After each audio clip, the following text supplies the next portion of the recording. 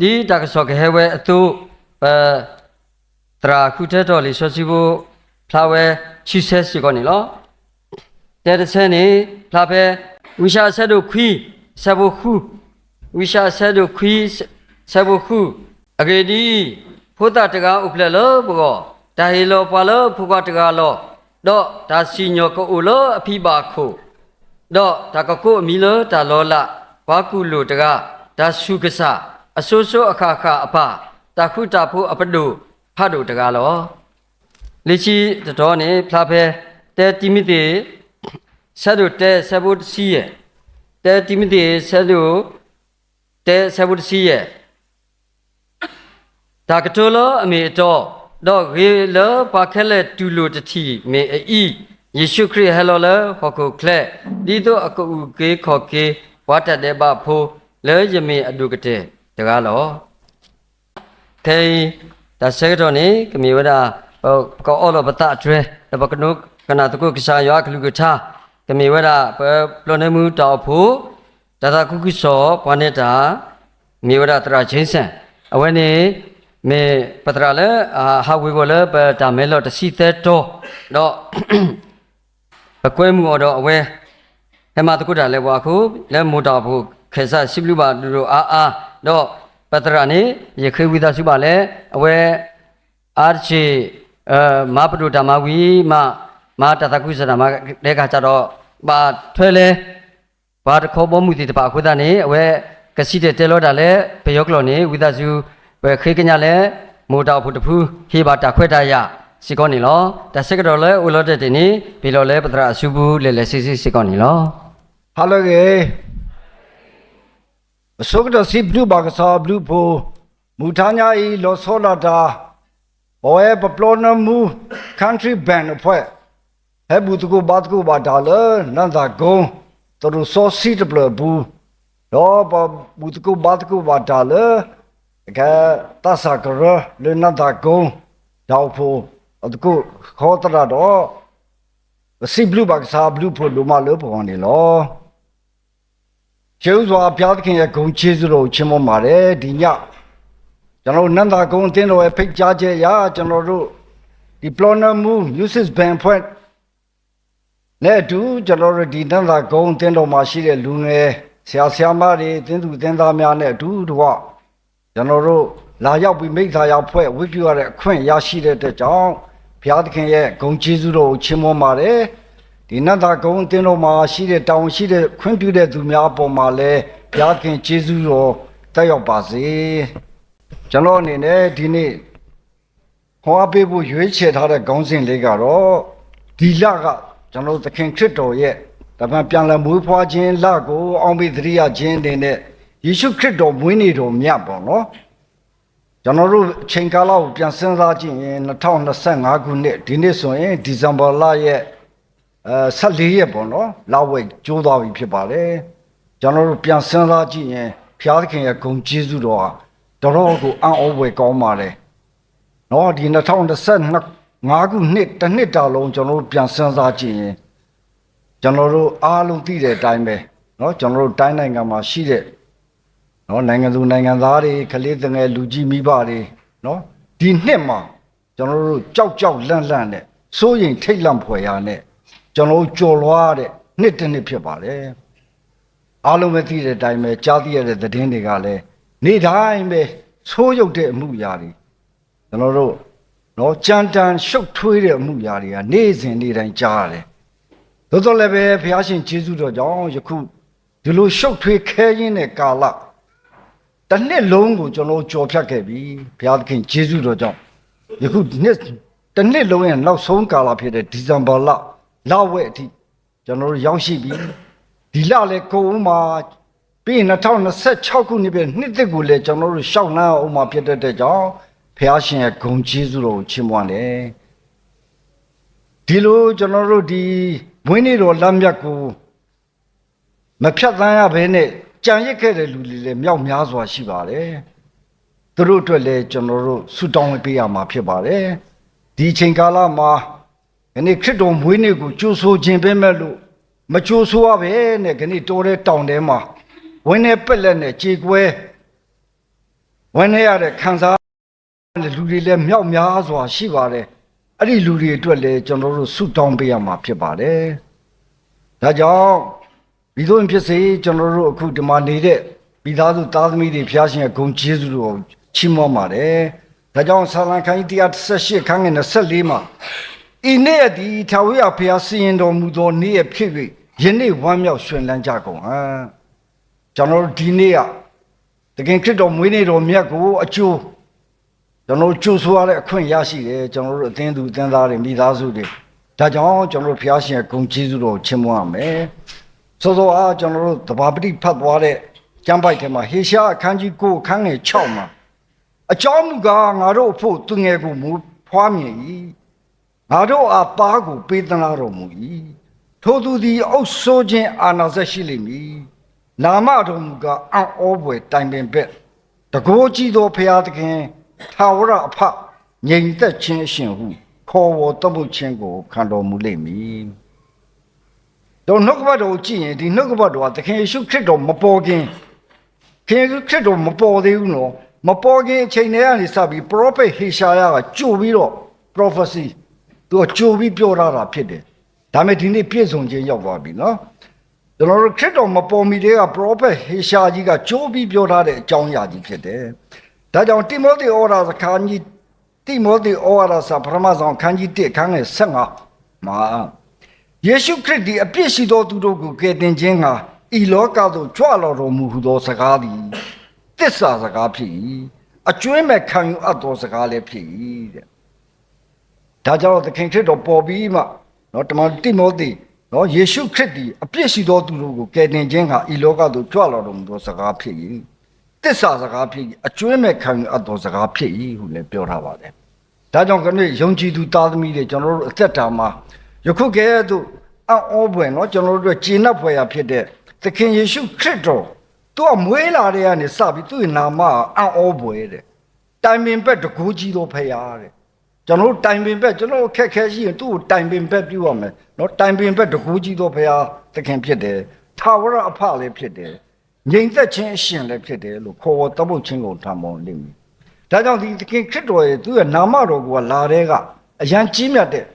အရှင်သခင်ဖြစ်တဲ့အတွက်ကြောင့်ဒီသခင်ခရစ်တော်ကိုကျွန်တော်တို့ဒီနေ့ယုံကြည်ကိုးစားတဲ့အခွင့်ရတယ်ဆိုတာအင်မတန်ထူးမြတ်တဲ့ကျွန်တော်တို့ယုံကြည်သူသားသမီးတွေဘုရားသခင်ရဲ့ကျေးဇူးတော်ချီးမွမ်းမှာဖြစ်တယ်။ဒါကြောင့်သခင်ယေရှုခရစ်တော်ရဲ့တတ်တော်စဉ်အကျဉ်းလေးကိုကျွန်တော်တို့လေ့လာမယ်ဆိုရင်သခင်ခရစ်တော်ဟိုးမွေးဖွားလာခဲ့အစတည်းကသူ့ရဲ့ဘဝဏိဂုံဏိဒံပေါ့နော်။သူ့ဘဝဏိဒံကိုကျွန်တော်တို့ကြည့်မယ်ဆိုရင်ဟေရုမင်းကြီးလက်ထက်မှာသူတခါတည်းတော့ခက်ခဲတွေမြောင်းများစွာကြားမှာသူဖြတ်တန်းလာပြီးတော့နောက်ဆုံးမှာသူမှတဲစရာနေရာမရှိလို့တော့နွားတင်းကုတ်ထဲမှာသူမွေးဖွားခဲ့ရတယ်ကျွန်တော်တို့ခုအားလုံးထဲမှာနွားတင်းကုတ်မှာမွေးဖွားရလူတယောက်မှပါမယ်လို့ကျွန်တော်မထင်ဘူးနော်တခင်ခရစ်တော်ရဲ့အစသူ့ရဲ့ဘဝနိဒံအစကိုပြန်အောင်ဘွယ်တော့ဟိုးလူတွေမမွေးမနေခြင်းတဲ့ဒီနွားစကွက်တဲနဲ့ तू မွေးဖွားလာတယ်ဆို तू ကနှိမ့်ချခြင်းကိုအရင်ဆုံးစပြတယ်နှိမ့်ချခြင်းဆိုတော့ကျွန်တော်တို့ကြောင့်သတိထားစရာပေါ့နော် तू သက်တာစခြင်းမှာပဲနှိမ့်ချခြင်းနဲ့ तू ကလာနောက်သက်တော်စဉ်တစ်ခုလုံးကျွန်တော်တို့ပြန်ကြည့်ပဲနှစ်30ကျော်ကျော်ပဲ तू အသက်ရှင်ခွင့်ရတယ်အဲ့နှစ်30ကျော်လေးမှာ तू ဘာလုပ်လဲကျွန်တော်AD 29ခုနှစ်မှာအစဝင်ဗာတိဇန်ဆရာယောဟန်စီမှာ तू နှစ်ချင်းခံတယ်နော်AD 33 April 9ရက်နေ့မှာအသေးသက်ချင်းခံပြီးတော့3ရက်မြောက်သောနေ့မှာရှင်ပြန်ထမြောက်ခြင်းခံဖြစ်တယ်။နောက်ရှင်ပြန်ထမြောက်ခြင်းနောက်မှာရက်40တပည့်တော်တို့နဲ့အတူနေထိုင်ခဲ့ပြီးတော့ကောင်းကင်ဘုံသို့ချီဆောင်ခြင်းခံရတယ်။အဲ့ဒီအချိန်မှာအမှုတော်ဆောင်ဒေသစာရီလက်လေခြင်းကာလကိုကျွန်တော်ပြန်ဆန်းစစ်ကြည့်3နှစ်လောက်ပဲရှိတယ်။3နှစ်ပေါင်းဝင်ခြင်းပဲရှိတယ်။အဲ့3နှစ်တိုင်းတာလေးမှာသူဘယ်တွေသွားခဲ့လဲဘာတွေလုပ်ခဲ့လဲနော်သူအမှုတော်ဆောင်တဲ့ကာလာလေး3နှစ်မှာသူဘာတွေသွားယူရပီတဝိုက်မှာအမှုတော်ဆောင်တယ်ဂါလိလဲနဲ့တဝိုက်မှာအမှုတော်ဆောင်တယ်အနောက်မြောက်ဘက်မှာရှိတဲ့တူရုနဲ့ဇီးတုံတောင်နောက်ဖိလိပ္ပုနဲ့ကဲသရီမြို့တွေမှာသူသွားပြီးအမှုတော်ဆောင်တယ်နောက်ဆုံးမှာယေရုရှလင်မြို့တဲကိုနောက်ဆုံးမှာခီးရှင်ကြွလာတယ်သူ3နှစ်ကာလာလေးမှာသူပြည့်စုံအောင်လုပ်သွားတာဖြစ်တယ်ဒါကြောင့်သခင်ခရစ်တော်ကနေ့မွေးဖွားတဲ့မိနစ်ကိုကျွန်တော်ပြန်ကြည့်မယ်ခရစ်စမတ်ရဲ့အဓိပ္ပာယ်ကဘာလဲကျွန်တော်လေ့ကြည့်အောင်ခရစ်စမတ်လို့ကျွန်တော်တို့ပြောနေတယ်ခရစ်စမတ်ရဲ့အဓိပ္ပာယ်ကဘာလဲဆိုရင်ခ ခရစ်ဆိုတာတခင်ခရစ်တော်ရည်ညွှန်းတာဖြစ်တယ်မတ်ကြတော့ကျွန်တော်လောကမှာရှိတဲ့လူသားအလုံးယုံကြည်သူဖြစ်စေမယုံကြည်သူဖြစ်စေအားလုံးလူသားတွေကို mask လို့ခေါ်တဲ့အခါမှာ Christmas ဆိုတာသခင်ခရစ်တော်နဲ့လူသားအားလုံးတွေကပဟဇာရဖြစ်ဖို့ကျွန်တော်တို့အပြစ်သားအားလုံးအတွက်ကိုကယ်တင်ခြင်းဆုကျေးဇူးရဖို့အတွက်လူစားတိခံပြီးကြွလာခြင်းအမှုကိုပြုခြင်းဖြစ်တယ်။ဒါကြောင့် Christmas ဆိုတာသခင်ခရစ်တော်နဲ့ယနေ့ကျွန်တော်လူသားအားလုံးသဟဇာရဖြစ်ဖို့ပြန်လဲပေါင်းစည်းခြင်းနဲ့အားလုံးသောလူတွေအဖြစ်ကိုကယ်တင်ခြင်းဆုကျေးဇူးရဖို့လူစားတိခံပြီးကြွလာတယ်ဆိုတာကိုကျွန်တော်တို့အကြမ်းမြင်သိထားဖို့လိုပါတယ်။အဲ့တော့ Christmas မွေးနေ့တော့ Christmas မွေးနေ့ကျင်းပရခြင်းရည်ရွယ်ချက်ကဘာလဲကျွန်တော်တို့ကြည့်ကြအောင်။ဘာကြောင့် Christmas ကိုကျွန်တော်တို့ကျင်းပတာလဲ။ကမ္ဘာလောကတစ်ဝါလုံးမှာရှိတဲ့လူသားအားလုံးဖြစ်တဲ့ယုံကြည်သူတွေဖြစ်စေမယုံကြည်သူဖြစ်စေအားလုံးလူသားတွေနော်လူသားတွေပြုတ်ခဲ့မိတဲ့အပြစ်တွေနော်တည်ရတော်၎င်းမတည်ရကောင်တော့ပြုတ်ခဲ့တဲ့အပြစ်အားလုံးကိုကယ်တင်ဖို့အတွက်ကိုလူစားတိခံယူပြီးမွေးဖွားလာတဲ့ယေရှုခရစ်တော်မွေးနေ့ကိုကျွန်တော်တို့အမြဲပဲသတိရပြီးတော့ကျင်းပရခြင်းဖြစ်တယ်နော်ခရစ်စမတ်ဆိုတာအဲ့လိုကျင်းပတဲ့အခါမှာလောကဝမ်းမြောက်ဖျားကြွလာဆိုတဲ့တခြင်းလေးအတိုင်းပဲလောကမှာရှိတဲ့လူသားတွေအတွက်ဝမ်းမြောက်ဖို့ရန်နေ့ရူးနေ့မြတ်တည့်ရဖြစ်တဲ့အတွက်ကြောင့်ဒီနေ့ရောက်တိုင်းမိမိရဲ့နှလုံးထဲမှာအမြဲတမ်းသခင်ခရစ်တော်ကိုကျွန်တော်တို့ကြိုးဆိုရမှာဖြစ်တယ်ဒါကြောင့်ခရစ်စမတ်ဆိုတာသခင်ခရစ်တော်မွေးဖွားလာတဲ့နေ့ရက်ကိုကျွန်တော်တို့အမြဲတမ်းဝမ်းမြောက်စွာနဲ့ကြိုးဆိုရမယ်နေ့ရူးနေ့မြတ်တည့်ရဖြစ်တယ်လို့ပြောချင်ပါတယ်အဲ့တော့မွေးနေ့ဖြစ်ပေါ်လာပုံအကြောင်းကိုကျွန်တော်တို့ကြည့်မယ်ဆိုရင် Christmas တခင်ယေရှုခရစ်တော်မွေးနေ့ဖြစ်ပေါ်လာတဲ့အကြောင်းအရာကိုကျွန်တော်တို့ပြန်ပြီးဆန်းစစ်ကြည့်မယ်ဆိုရင်တကယ်ခရစ်တော်မွေးတဲ့မွေးနေ့ကိုအတိအကျဘယ်သူမှမသိဘူးအမှားတော့ Christmas နေ့ဒီဇင်ဘာ25ဆိုအရင်တော့မရှိဘူးဘာကြောင့်လဲဆိုတော့အဲ့ချိန်မှာပြက်ကလေးမပေါ်သေးဘူးတကယ်ခရစ်တော်မွေးဖွားတဲ့အချိန်မှာပြက်ကလေးမရှိဘူးနော်2025လည်းမရှိဘူးဇန်နဝါရီဒီဇင်ဘာလလည်းမရှိဘူးဘာလမှမရှိဘူးအဲ့ပြက်ကလေးမရှိတဲ့အချိန်မှာသခင်ခရစ်တော်မွေးဖွားလာတာဖြစ်တယ်အချိန်ကာလကိုအဲ့အချိန်မှာဘာနဲ့သွားလဲဆိုတော့ကျွန်တော်တို့နေတွေလတွေကျေတွေနှက်ခပဲဒါအားတွေကိုကြည့်ပြီးတော့မှပွားလာတဲ့အချိန်ကာလဖြစ်တယ်ပြက်ကလေးဆိုတော့မရှိဘူးကျွန်တော်ဟိုးရှေးအောင်ကျွန်တော်မာကုပညာရှင်တွေတော်မှာသခင်ယေရှုခရစ်တော်မွေးဖွားလာကိုလာပြီးပူဇော်ဖို့အတွက်သူကြည်ကြည့်ပြီးတော့မှလာရတာနော်ယူဒပြင်ဘက်လင်မျိုးအဲ့ဒီအချိန်မှာအဲ့ဒါကြောင့်နေ့ရဲ့အတိအကျကိုသခင်ခရစ်တော်မွေးဖွားတဲ့နေ့ကိုအဲ့ဒါကြောင့်အတိအကျမသိနိုင်သေးတဲ့အချိန်ကာလဖြစ်တယ်သို့တော်လည်းကျွန်တော်တို့ကဘာမြေကြီးပထဝီနေထားရနေရာဒေသတွေကတနေရာနဲ့တရားရာနေရာဒေသကြီးကြောင့်ဒီကုန်းတွေရှိတယ်အောက်ပိုင်းကျော်မြေနေညတွေရှိတယ်ရာသီဥတုတွေကတစ်ခုနဲ့တစ်ခုမတူကြတဲ့အခါကျမှဒီသခင်ခရစ်တော်မွေးနေ့တော်ကိုကျင်းပတာတနေရာနဲ့တနေရာမတူဘူးတချို့ကဇန်နဝါရီလ6ရက်နေ့မှာကျင်းပတယ်တချို့ကဧပြီလ25ရက်နေ့မှာကျင်းပတယ်တချို့ကဒီဇင်ဘာလ25ရက်နေ့မှာကျင်းပတယ်အသီးသီးခွဲခြားပြီးတော့ကျင်းပကြတယ်ခရစ်တော်မွေးနေ့ကိုဒါပေမဲ့ AD 336ခုနှစ်မှာကျွန်တော်တို့ဒီရောမပြက်ကလေးဆိုတော့ပေါ်လာအောင် AD 336နော်တကယ်ခရစ်တော်ကြွလာပြီးနှစ်ပေါင်း336နှစ်ကြာမှ AD 336မှာရောမပြက်ကလေးဆိုတော့ပေါ်လာအဲ့ကြောင့် Roman Empire ခေတ်ဆိုတော့ရောမပြက်ကလေးပေါ်လာတဲ့ခါကျမှအဲ့ပြက်ကလေးကညှိုးလာတဲ့ညှွန်ကိန်းတွေကပြန်တွက်လိုက်တဲ့ခါမှာဒီဇင်ဘာ25ရက်နေ့ကသခင်ခရစ်တော်မွေးနေ့ဆိုပြီးတော့သူတို့ပြန်တွက်လိုက်တယ်ပြက်ကလေးပေါ်တဲ့ခါမှာအဲ့ဒီချိန်မှာတဲ့ကျွန်တော်ခရစ်တော် AD ခရစ်နှစ် AD 354ခုနှစ်မှာယောမသာသနာပိုင် Bishop တွေအဲ့ချိန်တော့ယောမဖုံးကြီးတွေပေါ့နော်အဲ့ Bishop တွေကနေဒီဇင်ဘာလ25ရက်နေ့မှာသခင်ခရစ်တော်မွေးနေ့ကိုသူကသတ်မှတ်ပြီးတော့အဲ့သူတို့ဘယင်မင်းမြတ်ကိုယ်တိုင်ဗိမာန်တော်ကိုသွားရောက်ပြီးတော့ခရစ်တော်မွေးနေ့ကိုနော်သွားရောက်ကြိုးဆိုဂုဏ်ပြုတဲ့နေ့ဖြစ်တဲ့အတွက်ကြောင့်အဲ့ဒီနေ့ကစပြီးတော့ကျွန်တော်ခရစ်စမတ်ဆိုပြီးတော့ခရစ်စမတ်မွေးနေ့ကိုဒီဇင်ဘာလ25ရက်နေ့မှာအတည်ပြုပြီးတော့စတင်ကျင်းပတာဖြစ်တယ်လို့သိရတယ်။ဒါပေမဲ့လို့ကျွန်တော်တို့အရှေ့တိုင်းအသင်းတော်ဖြစ်တဲ့ Eastern Orthodox Church ကဇန်နဝါရီလ9ရက်နေ့မှာအခုချိန်ထိနော်ခရစ်စမတ်ကိုလုပ်တာတွေ့ရပါတယ်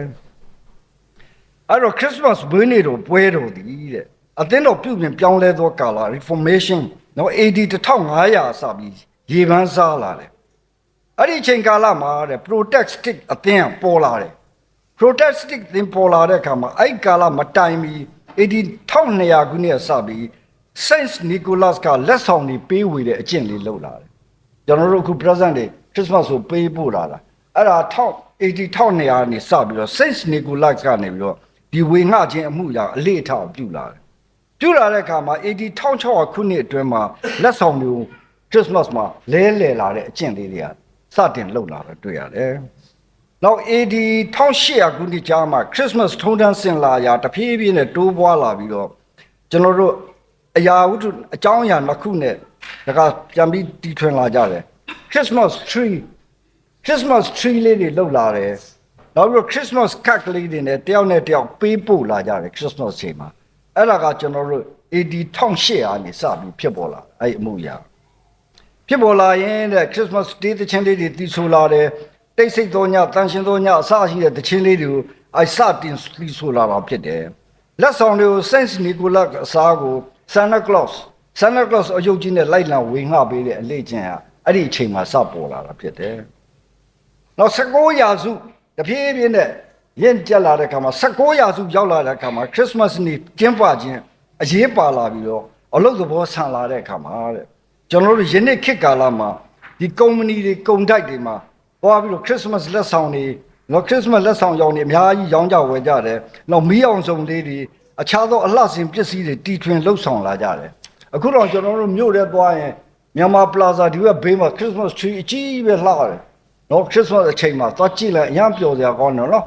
ယုံကြည်သူဖြစ်စေမယုံကြည်သူဖြစ်စေတို့လုပ်ကြတယ် Christmas tree တွေနော်အဲ့ဒါကျွန်တော်တို့အလေးအထားတစ်ခုအနေနဲ့လောက်ကြတာဖြစ်တယ်အခုဟိုတယ်တွေမှာဆိုလည်းချို့ Christmas tree တွေလောက်ကြတယ်အဲ့ဒါကြောင့်အဲ့ဒီနေ့ကိုကျင်းပခြင်းကဘုရားသခင်ဒီလူသားတဲ့ကယ်တင်ခြင်းကိုပြန်လဲသတိအောက်မေ့ရန်အတွက်ဖြစ်တယ်ဘုရားသခင်ရဲ့အကြံစီတော်ကိုလူတို့နားလည်စေရန်အတွက်သခင်ယေရှုကကြီးမြတ်တဲ့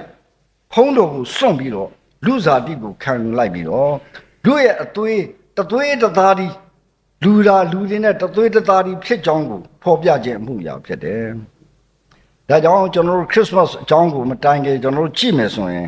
ဘာကြောင့် Christmas ကိုဖြစ်လာတယ်ဆိုတဲ့နဲ့ဟောပါနော်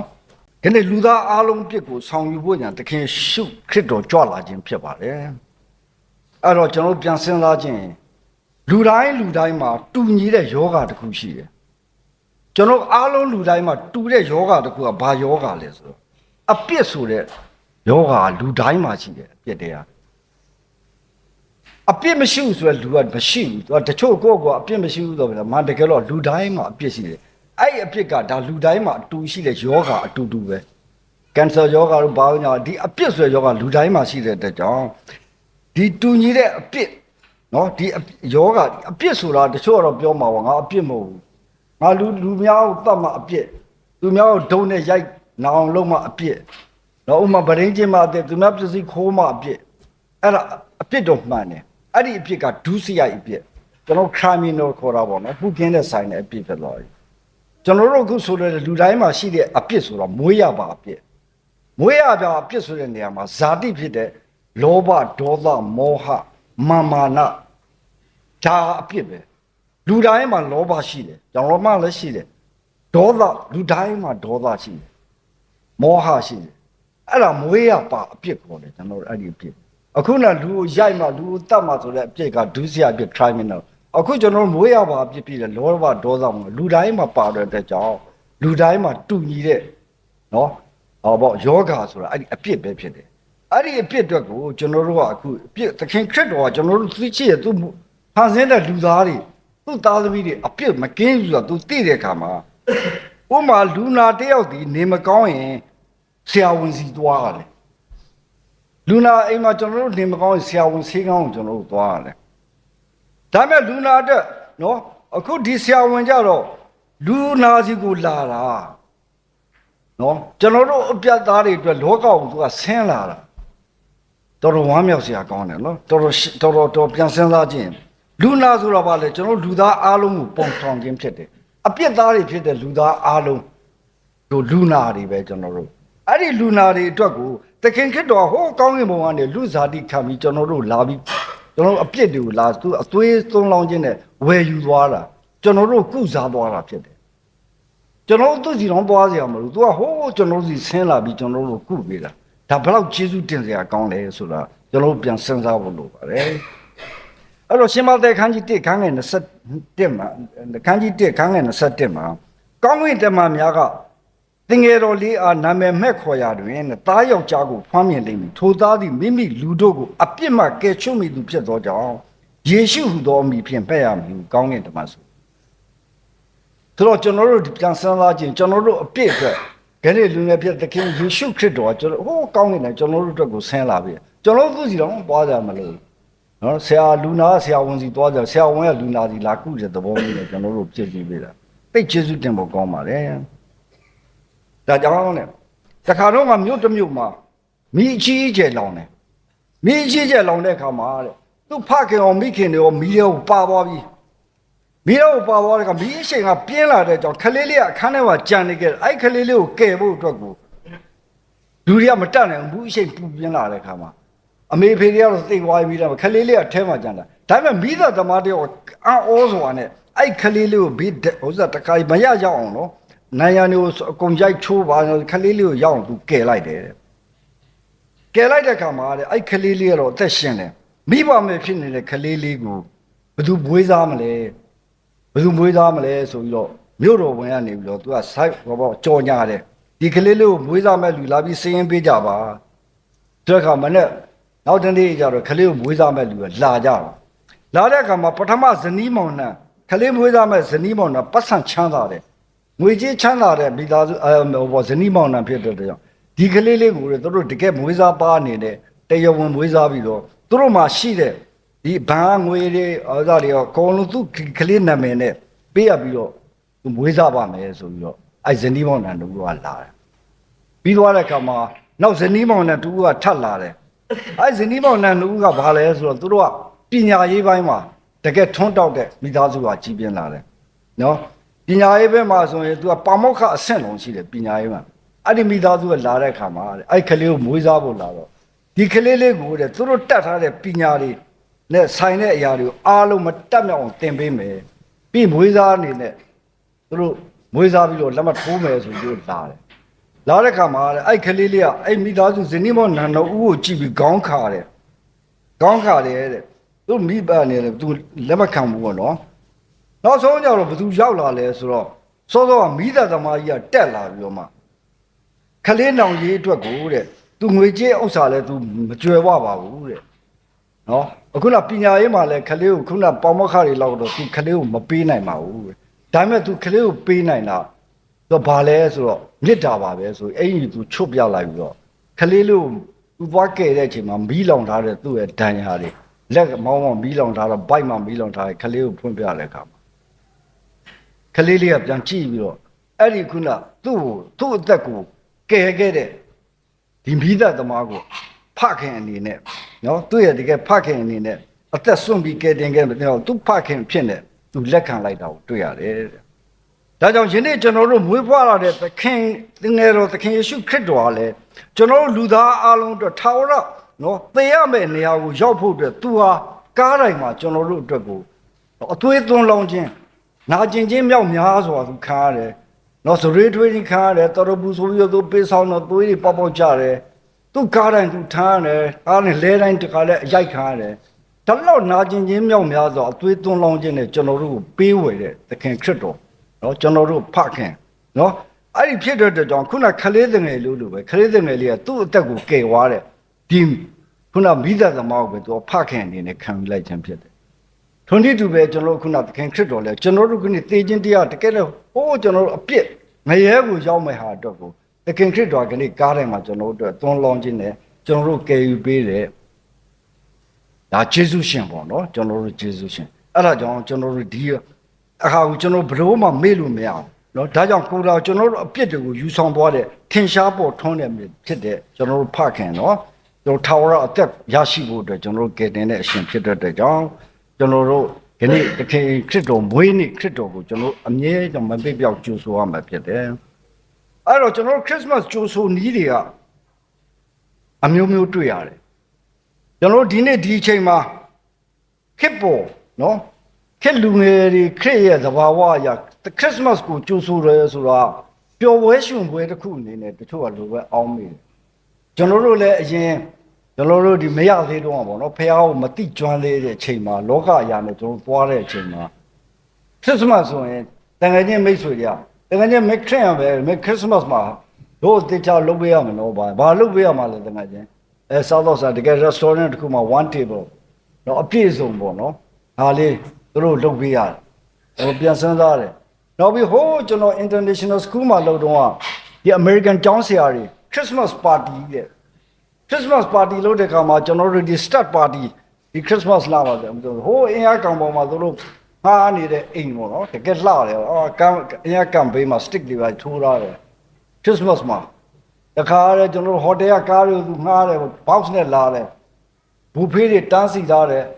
ဟိုကတော့တော်ကျွန်ဒီကတခါလဲဘီယာတို့ဘာတို့တခါလဲ stand တွေကချထားပေးတယ်အဲ့ဒီမှာတခါလဲ Christmas party ဆိုဖះရှိခိုးတော့မရှိသေးဘူးအဲ့မှာတော့စားအဲ့မှာ dance party အဖွဲ့ပါခါလာသေးတယ်ကခုံးကြတယ် Christmas ဒါကြောင့်ကျွန်တော်တခါလေးပြန်စဉ်းစား Christmas ကြိုးဆိုတာဘာတွေလဲကျွန်တော်နောက်တစ်ပြေးပြန်စဉ်းစားအခုလေထိုင်းတွေမှာပြန်ကြည့်လိုက်အခုကျွန်တော်တို့ Bangkok ဒီမှာဆို Christmas ဆိုတောင်းချမ်းတယ်စားတော့ဆိုင်တွေမှာဝယ်ပြဘာတွေပေါင်းစားညဆိုကားတိုက်မှုတွေဖြစ်အမှုခင်လူတွေမှုအများဆုံး Christmas မှာနိုင်ငံခြားမှာလည်းရှိတယ်အမေရိကန်မှာအင်္ဂလန်တွေမှာသွားကြည့် Christmas ဆိုတာကြိုးဆိုတဲ့နီးတွေအခုလွဲမားနေတာတွေတွေ့ရတယ်နော်တကယ်တော့ကျွန်တော်တို့ Christmas ဆိုတာဘယ်လိုကျွန်တော်တို့ကြိုးဆိုရမလဲခုနပြောသလိုအလှစင်တဲ့ကာပါခု Christmas decoration တွေဖះเจ้าမှာဆင်တယ်ကျွန်တော်တို့အိမ်တွေမှာဆင်တယ်ကျွန်တော်တို့နီးစပ်တဲ့နေရာလာပပလေးကျွန်တော်ဆင်လာပြီးတော့ကျွန်တော်တို့စိတ်နှလုံးအကျွင်းမဲ့ဒီအပြင်ပန်းတွေလှပတာတဲ့ကျွန်တော်တို့စိတ်နှလုံးအကျွင်းမဲ့ကလှန့်ရှင်းပြီးတော့ဘုရားရှင်ကိုကျွန်တော်ကြိုးဆိုဖို့ကအရန်အရေးကြီးတယ်တိထပ်ဖို့လိုပါတယ်အခုနပြောသလိုငွေကြေးရှိတဲ့လူတွေကစားတော့ပျော်ပါပြီးကြိုးဆိုပြီးတေကြပြူကြတယ်အများကြီးပဲ Christmas မှာအဲ့ဒီကြိုးဆိုနေရမှားတယ်ကျွန်တော်တို့တကယ်တမ်းကြိုးဆိုအခုလိုဗိမာန်တော်မှာကျွန်တော်စိတ်နှလုံးကျွင်းမဲ့တန်ရှင်သောဝိညာဉ်တော်ကိုကျွန်တော်ဖိတ်ခေါ်ပြီးတော့ဘုရားသခင်လို့ရှိတဲ့ဒီပျော်ရွှင်ခြင်းငြိမ်းချမ်းခြင်းနှိမ့်ချခြင်းချစ်ချင်းမြတ်တော်ကိုဖော်ပြပြီးတော့ဒီ Christmas Day မှာကျွန်တော် Christmas decoration နဲ့အလှတဆင်တွေဆင်မြန်းခြင်းအမှုတွေပြုရမှာဖြစ်ပါတယ်အဲ့ဒီပြုရမယ့်အမှုတက်ကိုကြိုးဆိုသလိုကျွန်တော်တို့ရဲ့စိတ်နှလုံးမှာလည်းဝမ်းမြောက်ခြင်းအမှန်တကယ်ဝမ်းမြောက်ခြင်းပျော်ရွှင်ခြင်းတန့်ရှင်းခြင်းနှိမ့်ချခြင်းမြဲကျွန်တော်တို့ Christmas ကိုဝမ်းမြောက်စွာကြိုးဆိုရမှာဖြစ်တယ်အတူတူကကျွန်တော်တို့ဒီညအခါမှာကျွန်တော်တို့စိတ်နှလုံးကိုတန့်ရှင်းစင်ကြယ်ပြီးဝမ်းမြောက်စွာနဲ့ဒီနှစ်ကပတ်တော်မှာဘုရားရှင်ဝတ်ပြုခြင်းနဲ့အတူ Christmas ကိုကြိုးဆိုခြင်းကဘုရားနှစ်သက်တဲ့အမှုရာဖြစ်ပါတယ်ဒါကြောင့်နောက်ဆုံးအနေနဲ့ကျွန်တော်တို့ခု2025ခုနှစ်နောက်ဆုံးသောလ Christmas December လအထိဘုရားရှင်ပို့ဆောင်ပေးတယ်ဘုရားရှင်ရဲ့ကျေးဇူးတော်ကိုချီးမွမ်းတယ်ဒါကြောင့်ကြိုပြီးတော့ဒီနေ့14ရက်ကျွန်တော်တို့ကြိုပြီးပြုရတာပေါ့နော်ဒါကြောင့်ဒီ Christmas နှစ်တလတာလုံးပေါ့နော်ရှစ်ဆက်ပြီးအသက်တာဒီမှာလဲဘုရားရှင်လူတော်နဲ့ညီကျွန်တော်ညီကိုချစ်တော်ညီကိုမောင်နှမတွေကျွန်တော် Christmas မှာစစ်မှန်သောကြိုးဆိုခြင်းနဲ့အတူဘုရားရှင်ရဲ့မေတ္တာစိတ်နဲ့ပေါ့နော်ကျွန်တော်တန်ရှင်းတဲ့စိတ်နဲ့ကိုတော်လက်ခံမယ်သူ့ကိုဆာငတ်ကမယ်ကျွန်တော်သူ့ကိုမျှော်လင့်ခြင်းနဲ့အတူ Christmas 25ရက်နေ့မတိုင်မီဒီနေ့ဒီအချိန်မှာကျွန်တော်နန္ဒာကုန်းအသင်းတော်မှာရှိတဲ့လူငယ်များနဲ့အတူတကွလာရောက်ရေမိသားအဖွဲ့ဝိပြုရတဲ့အတွက်ကြောင့်ဘုရားရှင်ရဲ့ဂုဏ်ကျေးဇူးတော်ချီးမွမ်းတယ် Christmas နေ့ရက်ကြီးမှာရှစ်ဆက်ပြီးတော့ဘုရားရှင်ရဲ့အမှုတော်များတော်တော်၎င်းကိုယ့်ရဲ့အသက်တာမှာဘုရားရှင်တဆက်ကပ်ပြီးတော့အကောင်းဆုံးသက်တာနဲ့အသက်ရှင်ခြင်းနဲ့အတူ Christmas လောက်ကိုကြိုးဆိုနိုင်ကြပါစေလို့အနေငယ်ဝင်ငါတင်ပါတယ်အားလုံးပဲကျေးဇူးတင်ပါတယ် ครูเพลลาจลาอินีปกปาโซซีอาตปตานีเมเปซิบลูบาสิโกปตราเลเฮตชาตปคีสิโกนีลอโอเคปกนาหูบาโดนมูคันทรีมิวสิกดาตาวิโบชิวดาวิชิวปกดูกนาตะโกดาดีโรโตโลบาสตราเกดาตาวิอายุบุติบาปาสิโกหูดาบ่เปเควิตาสุเลเปมูปตราตมาโดเปโกโนกาเดกดูกนาตะโกสิโกนีลอเดปกาชุนตราวุระชอนนกลูบุรเสปตากโนนกิสุบาสุเรปตากโน